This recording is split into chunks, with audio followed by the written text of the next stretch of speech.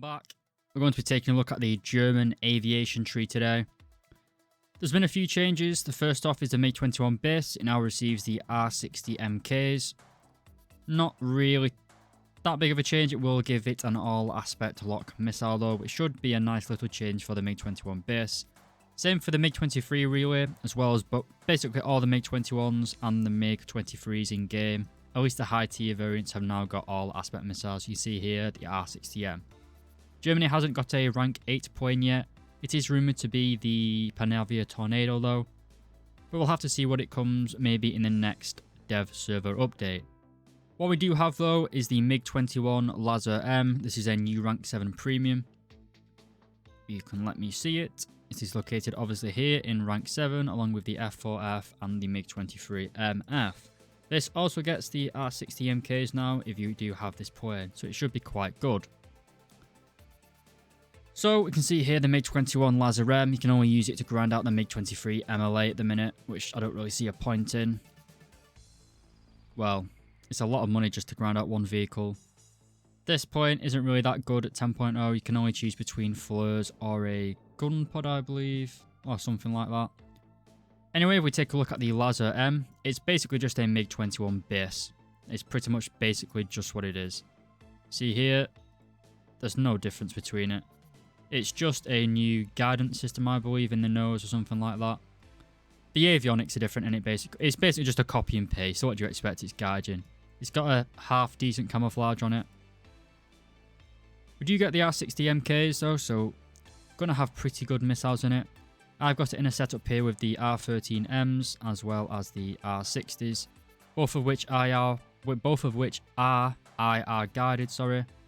The R13Ms do give it a little bit longer range than the R60s, just a little bit of diversity in your lineup. Not really too much to say about it, to be honest. Obviously, it's a battle rating 11.0 in the 7th rank.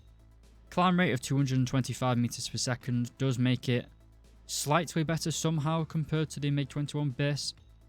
Got 1 meter per second extra climb rate.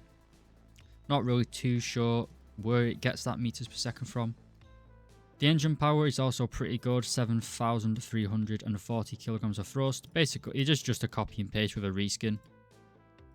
Can also take along some other missiles, but really why are you going to take these when you have the R60s?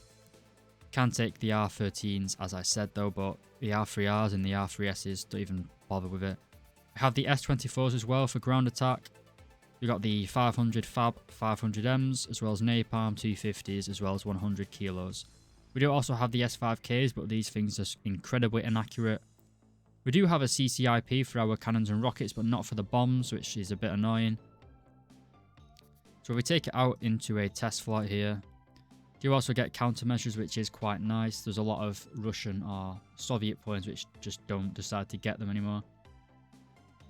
But if we take off, we've got a very basic radar. We've only got a standard search mode, no pulse Doppler, but you can't really expect that really.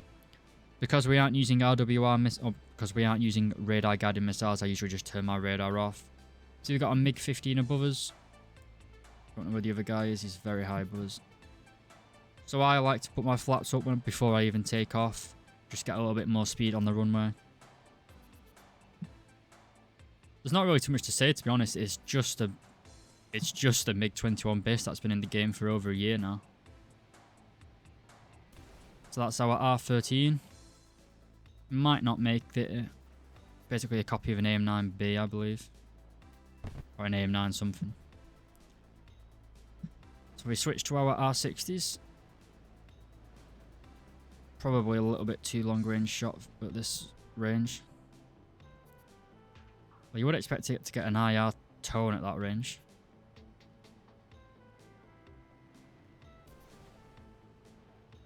So the R60s are still as good as they've always been. Can't really complain about them, but it's nothing really new, to be honest. It's just R60s on a Mig-21 base with a new paint job. As you'd expect, it's a paint and cash grab, but we can't really complain about it. It is what it is. That's how Guardian are going now. It's kind of the soul of War Thunder's kind of dead. It's just keeping basically every update is something newer and flashier to keep the community alive. There's no real core player base anymore. It's just hype, hype, hype. War Thunder's on its last couple of years in being a decent game in my opinion.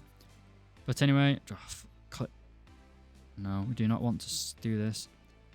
Anyway, it's a decent jet. I wouldn't really recommend getting it. Stick to something else really. I probably won't be getting it. I've already got pretty much everything in the German tech tree. But anyway boys, hope you enjoyed that. I'll see you in the next video.